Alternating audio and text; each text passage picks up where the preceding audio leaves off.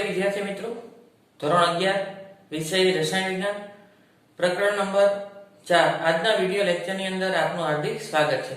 આગળના વિડિયો લેક્ચરની અંદર ethane, ethene અને ઇથાઇનની અંદર આપણે સંકરણનો અભ્યાસ કરેલો હતો। એની અંદર S અને P કક્ષક સંકરણમાં ભાગ લીધી હતી। હવે આપણે ડી કક્ષક સંકરણમાં ભાગ લેતી હોય તેવા ઉદાહરણનો અભ્યાસ કરવાનો છે। તો ડી કક્ષક સંકરણમાં ક્યારે ભાગ લે? एक तो ત્રીજા આવર્તના તત્વો હોય તો, કારણ કે બીજા આવર્તના તત્વો હોય તો એની પાસે બે જ પ્રકારની કક્ષક ઉપલબ્ધ હોય, S અને P। તો આ કાર્બન છે, નાઇટ્રોજન છે, ઓક્સિજન છે, ફ્લોરિન છે, બોરોન છે, બેરિલિયમ છે, લિથિયમ, એ બીજા આવર્તના તત્વો છે। તો એની પાસે બે જ પ્રકારની કક્ષક હોય તો એ ચાર કરતા વધારે બંધ ક્યારેય ન બનાવે। ત્રીજા આવર્તના તત્વો છે તો ત્રીજા આવર્ત એટલે n બરાબર 3 ડી કક્ષક હોય, ખાલી હોય તો એ ખાલી કક્ષકનો ઉપયોગ કરી અને 4 થી વધારે બંધ બનાવી શકે। 4 થી વધારે બંધ બનાવી શકે। ત્રીજી કક્ષાની કક્ષક છે એટલે તેમની વચ્ચે ઊર્જાનો તફાવત ઓછો હોય। દાખલા તરીકે આ પહેલી કક્ષા, તમારે આકૃતિ દોરવાની જરૂર નથી। આ n બરાબર 1 એટલે એની અંદર એક કક્ષક હોય 1s, બરોબર? આ 1s। આ n બરાબર 2 એટલે એની અંદર બે પ્રકારની કક્ષક હોય, એક આ 2s અને એક 2px, 2py અને 2pz, બરોબર? તો આ કક્ષક વચ્ચે ઊર્જાનો તફાવત ઓછો હોય। n બરાબર 4 હોય, n બરાબર 3 તો ત્રણ પ્રકારની કક્ષક હોય, એક આ 3s, એક આ 3p અને આ d ની 5, આ 3d। તો એક જ કક્ષાની કક્ષક છે તો તેમની વચ્ચે ઊર્જાનો તફાવત ઓછો હોય।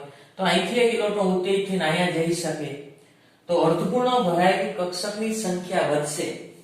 જો અર્ધપૂર્ણ ભરાયેલી કક્ષકની સંખ્યા વધે તો 4 કરતા વધારે બંધ બનાવી શકે। 4 કરતા વધારે બંધ બનાવી શકે। તો PCl5 ની રચનામાં sp3d સંકરણ, ફોસ્ફરસ ત્રીજા આવર્તનું તત્વ છે। ફોસ્ફરસ ધારા સ્થિતિની ઇલેક્ટ્રોન રચના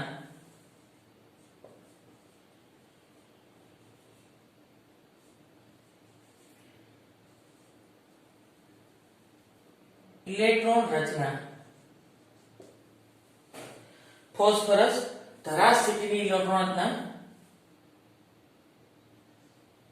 નિયોન પછીની લઘુ, આ 3s,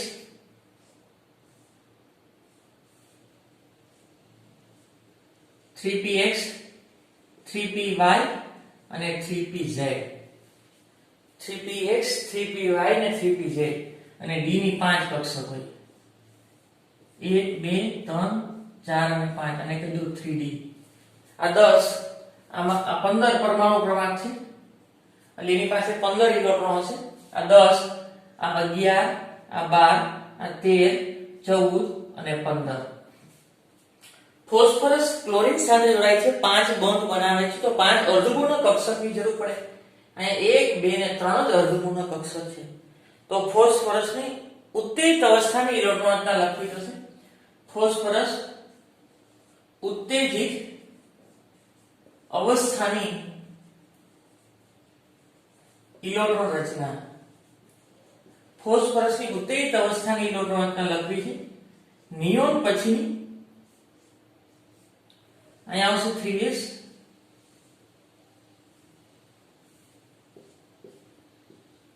3p લખી નાખું, બધું નથી લખતો, 3p અને d ની 5, આ 3d। અહીંથી એક ઇલેક્ટ્રોન ઉત્તેજિત થઈને 3d માં જશે। આ 1, આ 2, આ 3, આ 4 અને 5, 5 અર્ધપૂર્ણ કક્ષક થઈ। આની ઊર્જા ઓછી હોય એના કરતા આની વધારે હોય, એના કરતા આની વધારે હોય। ક્લોરીન ડાયરેક્ટ બંધ બનાવતો નથી, પહેલા એક જ પરમાણુ અર્ધપૂર્ણ ભરાયેલી કક્ષક સમિશ્રણ થશે અને સમતુલ્ય આકાર અને સમાન ઊર્જા ધરાવતી કક્ષક ઉત્પન્ન કરે। તો એમાં s ની 1, p ની 3 અને d ની 1 કક્ષકનું સમિશ્રણ થઈ અને સમાન ઊર્જા અને સમાન આકાર ધરાવતી કક્ષકો ઉત્પન્ન કરે। એને કહેવાય sp3d સંકરણ। શું કહેવાય? sp3d સંકરણ. s ની એક કક્ષક, p ની 3 કક્ષક અને d ની એક કક્ષક sp3d સંકરણ. સંકૃત કક્ષકની સંખ્યા કેટલી થઈ? 5.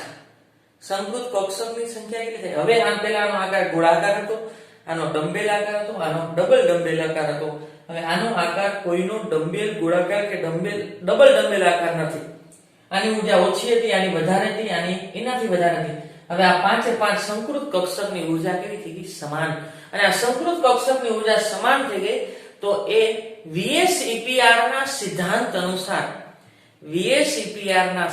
અનુસાર એ એવી રીતે ગોઠવણી કરશે કે તેમની વચ્ચે અપાકર્ષણ ઓછામાં ઓછું થાય. PCl5 ની રચના કરો. PCl5 નિયોન પછીની ઇલેક્ટ્રોન રચના આ 3s 3p આ 3d. આ ફોસ્ફરસ ના ઇલેક્ટ્રોન છે, એની સાથે ક્લોરીન કે ભાગીદારી કરી. ઇલેક્ટ્રોનની ભાગીદારીથી બનતા બંધને સહસંયોજક બંધ કહેવાય. અને આ બધા બંધ ધરી પર ક્લોરીનનો ઇલેક્ટ્રોન 2pz કક્ષાનો હોય. કેનો હોય? 2pz કક્ષાનો. ક્લોરીન પાસે 5 ઇલેક્ટ્રોન છે. તો અવકાશમાં એ એવી રીતે ગોઠવણી કરશે કે જેમની વચ્ચે અપાકર્ષણ ઓછામાં ઓછું થાય. અપાકર્ષણ કેવું થાય? ઓછામાં ઓછું. અને અપાકર્ષણ ઓછામાં ઓછું ત્યારે જ થશે તેમની વચ્ચે મહત્તમ અંતર થાય. તો આ રીતે ફોસ્ફરસ એની સાથે 5 ક્લોરીન જોડાયેલા છે. આ એક ક્લોરીન, આ બીજો ક્લોરીન, ફોસ્ફરસ અને આ ત્રીજો ક્લોરીન. આ સિગ્મા બંધ છે. આ ત્રણે ક્લોરીન એક જ સમતલમાં છે. આ જોડાયેલા ન હોય, આકારની કલ્પના કરવા માટે જોડું છું. આ કયો બંધ છે? સિગ્મા, આ સિગ્મા અને આ સિગ્મા. જો આખો આટો ફરી જાય તો બંધ કોણ થાય? 120. એટલે આ બંધ કોણ છે? 120 ડિગ્રી. 120 ડિગ્રી. આ બંધ કોણ? ફોસ્ફરસ, ક્લોરીન, ફોસ્ફરસ અને ક્લોરીન. એ બંધ કોણ પણ 120. ક્લોરીન, ફોસ્ફરસ, ક્લોરીન એ પણ 120. બાકીના 2 ક્લોરીન છે એ સમતલને લંબ હોય. કઈ રીતે? સમતલને લંબ. આ ક્લોરીન એનો બંધ કોણ કેટલો હોય? 90 ડિગ્રી. આ ક્લોરીનનો બંધ કોણ કેટલો હોય? 90 ડિગ્રી. તો એનો આકારની કલ્પના કરશો ને તો આકાર એનો થશે ત્રિકોણીય દ્વિપિરામિડ. કારણ કે અહીંયા ફોસ્ફરસ છે. જોજો અહીંયા ફોસ્ફરસ છે, એક ક્લોરીન અહીંયા છે, એક ક્લોરીન અહીંયા છે અને એક ક્લોરીન અહીંયા છે. તો આ બંધ કોણ, આ બંધ કોણ અને આ બંધ કોણ કેટલો થશે? 90 ડિગ્રી. પણ એક ક્લોરીન અહીંયા છે, એક ક્લોરીન અહીંયા છે અને આ ક્લોરીન છે, આ ફોસ્ફરસ છે, એક ક્લોરીન ઉપર જોડ્યો છે. તો આ બંધ કોણ કેટલો થાય? 90 ડિગ્રી. એક ક્લોરીન આ બાજુ છે તો આ બંધ કોણ કેટલો થાય? 90 ડિગ્રી. એક ક્લોરીન આ બાજુ છે તો આ બંધ કોણ કેટલો થાય? 90 ડિગ્રી. પણ ક્લોરીન એક સમતલમાં છે એનો 120. પણ એક ક્લોરીન આ રીતે છે, એક ક્લોરીન આ નીચે પણ છે તો એમનો બંધ કોણ પણ કેટલો થાય? 90 ડિગ્રી. એટલે કે સમતલને લંબ છે એનો બંધ કોણ 90 ડિગ્રી થાય. અને જો તમે આ ક્લોરીનને અહીંયા જોડો, જોડાયેલા ન હોય પણ આકારની કલ્પના કરવા માટે હું જોડું તો એક પિરામિડ ઉપર થશે, એક પિરામિડ નીચે થાય તો એનો આકાર ત્રિકોણીય દ્વિપિરામિડ થાય. કેવો થાય? ત્રિકોણીય દ્વિ. એના ઉપરથી મળતી માહિતી એક તો છે ને સંકરણની વાત કરી. સંકરણ કયું થાય? સંકરણ કયું થશે?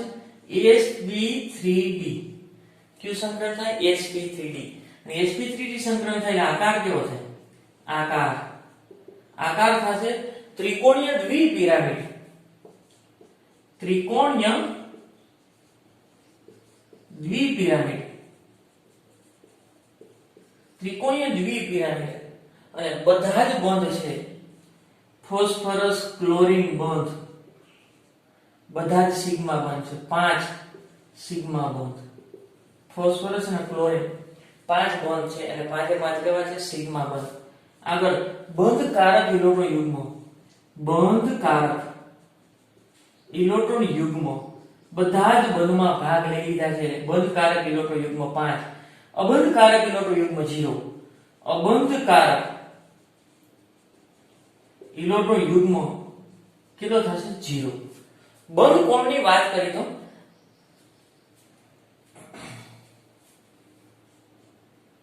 બંધ કોણ,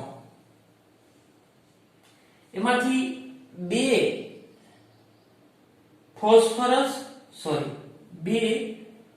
ક્લોરીન ફોસ્ફરસ અને ક્લોરીન બંધ છે ને, આ બે chlorine phosphorus chlorine, chlorine phosphorus chlorine, એમાં બે બંધ કોણ છે ને 90 ડિગ્રીના, 90 ડિગ્રી. જે અક્ષને લંબ છે એની બંધ કોણ કેટલો છે 90 ડિગ્રી. અને ત્રણ phosphorus chlorine, chlorine phosphorus chlorine, chlorine phosphorus chlorine, chlorine phosphorus chlorine, એટલે કે ત્રણ ક્લોરીન ફોસ્ફરસ અને ક્લોરીન બંધ કોણ કેટલા છે 120 ડિગ્રીના ખૂણે ગોઠવાય.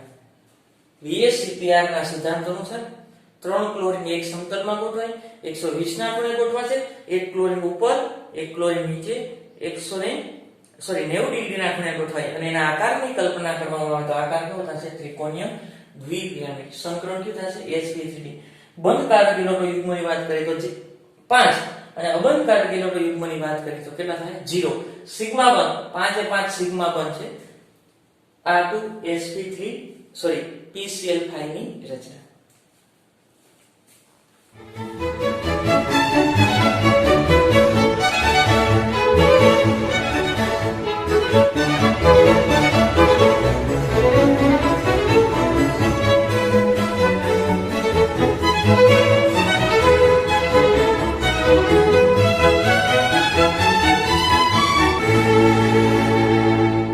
In a molecule of phosphorus 5 chloride or pentachloride, the central atom, the phosphorus atom, possesses 3 unpaired electrons. In order to form 5 bonds with chlorine atoms, the phosphorus atom needs in total 5 unpaired electrons. This is achieved by the promotion of one of the s electrons to the d level.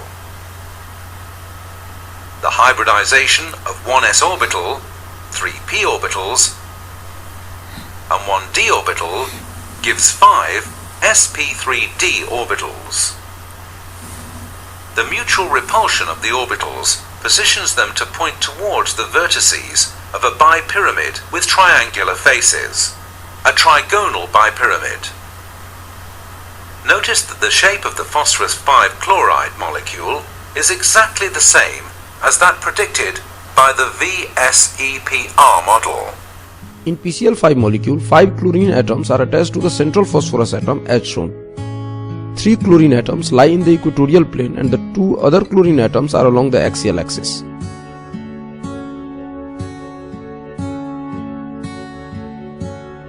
Now let's have a top view of this molecule. The 3 PCl bonds of equatorial plane are at 120 degrees.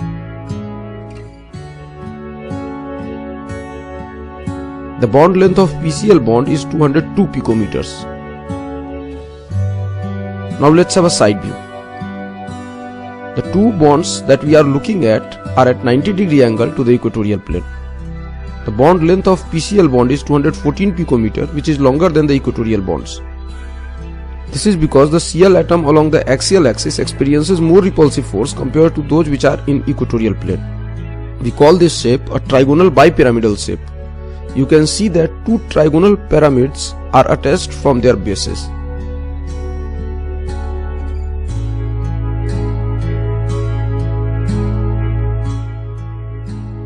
This is the space fill model of PCl5.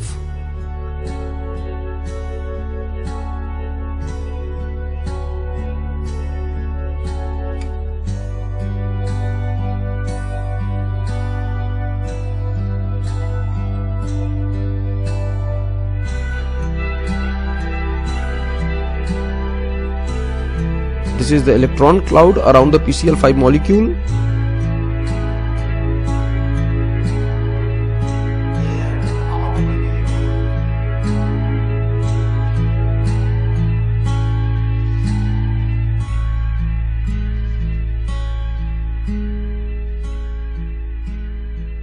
That's all in this video.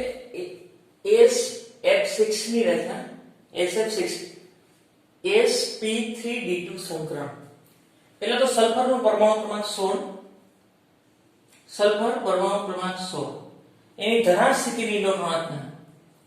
ધરાર સ્થિતિની electron રચના. ત્રીજા આવર્તનું તત્વ છે એટલે neon પછીની આવે. બીજા આવર્તનું છેલ્લું neon આવે. અહીં કક્ષક આવશે 3s, અહીં આવશે 3p અને અહીં આવશે 3d. d ની 5 પેટા કક્ષક હોય, આ 3d. આ 10, 11, 12, 13, 14 અને 15. બાહ્યતમ કક્ષાની અંદર 6 ઇલેક્ટ્રોન છે, s માં 2 અને આમાં 3. d કક્ષક હોય પણ ખાલી હોય, જરૂર હોય તો ઉપયોગ કરી શકે. એ સલ્ફર સાથે ક્લોરીને બંધ બનાવ્યા છે, 6 બંધ બનાવ્યા છે, તો 6 અર્ધપૂર્ણ કક્ષકની જરૂર પડે. આપણી પાસે 2 અર્ધપૂર્ણ, સોરી, આ 10, 11, 12, 13, 14, 15 અને આ 16. 6 અર્ધપૂર્ણ કક્ષકની જરૂર છે. આપણી પાસે 2 અર્ધપૂર્ણ કક્ષક છે. તો એની ઉત્તેજિત અવસ્થાની ઇલેક્ટ્રોન રચના લખી જશે. સલ્ફર ઉત્તેજિત અવસ્થાની ઇલેક્ટ્રોન રચના. ઉત્તેજિત અવસ્થાની ઇલેક્ટ્રોન રચના લખવી છે નિયોન, આ 3s, આ 3p અને આ 3d. અહીંથી એક ઇલેક્ટ્રોન ઉત્તેજિત થઈને અહીંયા આવશે.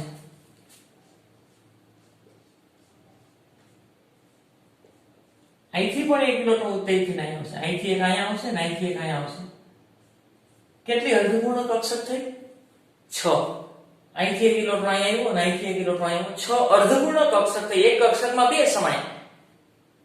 પૌલીના નિયમ અનુસાર એક કક્ષકમાં 2 સમાય, તો એક એક છે અર્ધપૂર્ણ થઈ. હવે આ બધાની ઊર્જાનો તફાવત જુદો છે, તો એક સરખી ઊર્જા પ્રયત્ન કરવા એક જ પરમાણુની ઓછી ઊર્જાનો તફાવત ધરાવતી પરમાણુ ઇલેક્ટ્રોન સંમિશ્રણ થાય અને બધાની ઊર્જાને આકાર સમાન કરનાર છે.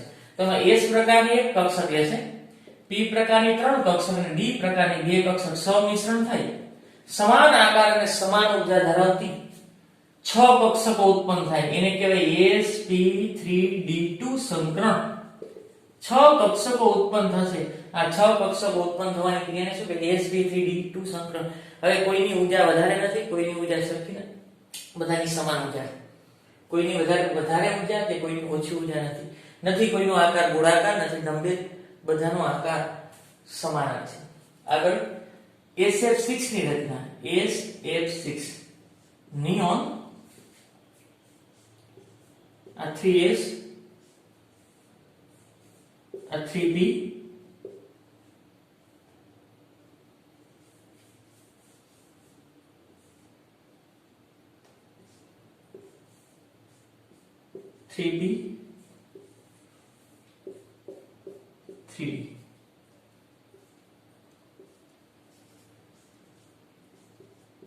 આ 5 અર્ધપૂર્ણ 6 અર્ધપૂર્ણ કક્ષક છે સલ્ફરની, એની સાથે ફ્લોરીન ઇલેક્ટ્રોનની ભાગીદારી કરે છે.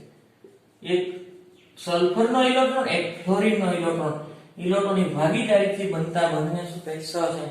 અને આ 6 બંધ અવકાશમાં એવી રીતે ગોઠવણી કરશે VSEPR ના સિદ્ધાંત અનુસાર કે જેમની વચ્ચે અપાકર્ષણ ઓછામાં ઓછું થાય, અને અપાકર્ષણ ઓછામાં ઓછું ત્યારે જ થાય તેમની વચ્ચે અંતર મહત્તમ રહે. તો આ 6 માંથી 4 કક્ષક છે એક જ સમતલમાં ગોઠવા છે. આ સલ્ફર, આ ફ્લોરીન એક જ સમતલમાં ગોઠવા છે. આ ફ્લોરીન, અહીંયા ફ્લોરીન અને આ ફ્લોરીન એક જ સમતલમાં ગોઠવા છે.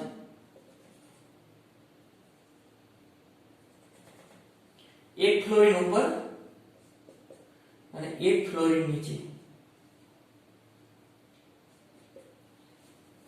એક ફ્લોરીન ઉપર. હવે 4 ફ્લોરીન છે તો આ ફ્લોરીન, સલ્ફર અને ફ્લોરીન એ બનકોણ 90 નો થાય.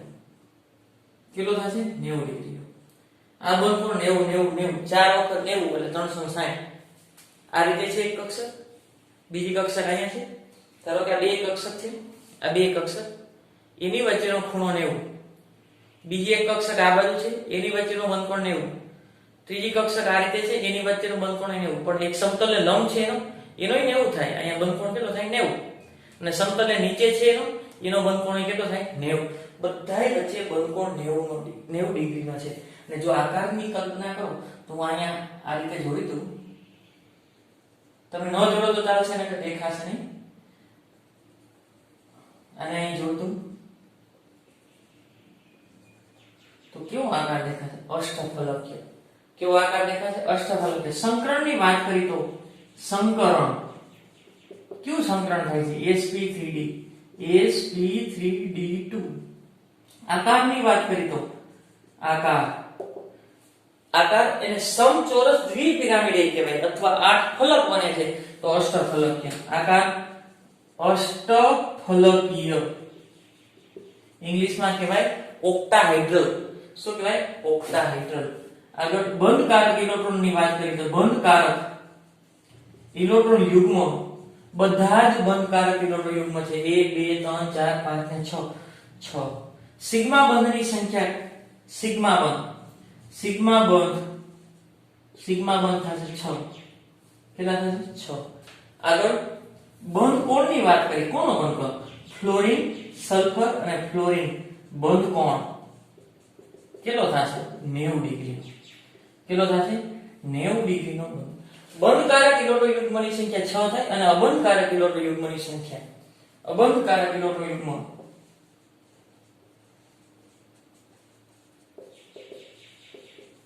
અબંધકારક ઇલેક્ટ્રોન જે બંધમાં ભાગ ન લેતા હોય એવા ઇલેક્ટ્રોન કેટલા છે? એકઈ નહીં. તો અબંધકારક ઇલેક્ટ્રોન યુગ્મ કેટલા છે? 0.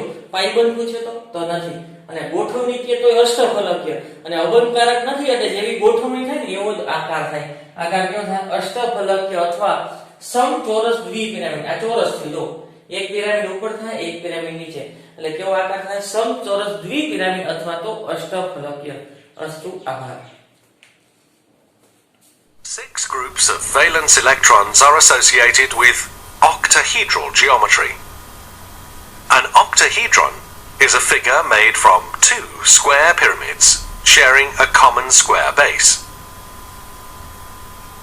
Sulfur 6 fluoride, SF6, contains 6 valence electron pairs.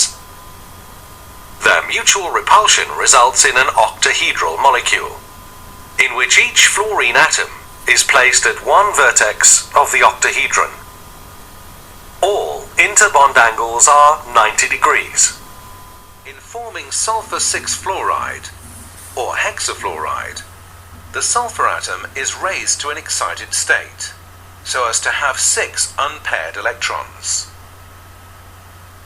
In this case, the hybridization of one s orbital, 3 p orbitals, 2 d orbitals leads to the formation of 6 equivalent sp3d2 orbitals. These hybrid orbitals are directed towards the corners of a regular octahedron. This geometry is called octahedral. Because of its high degree of symmetry, sulfur hexafluoride is chemically stable. Under normal conditions, it is an inert, colorless and odorless gas. Notice that the shape of the sulfur hexafluoride molecule is exactly the same as that predicted by the VSEPR model.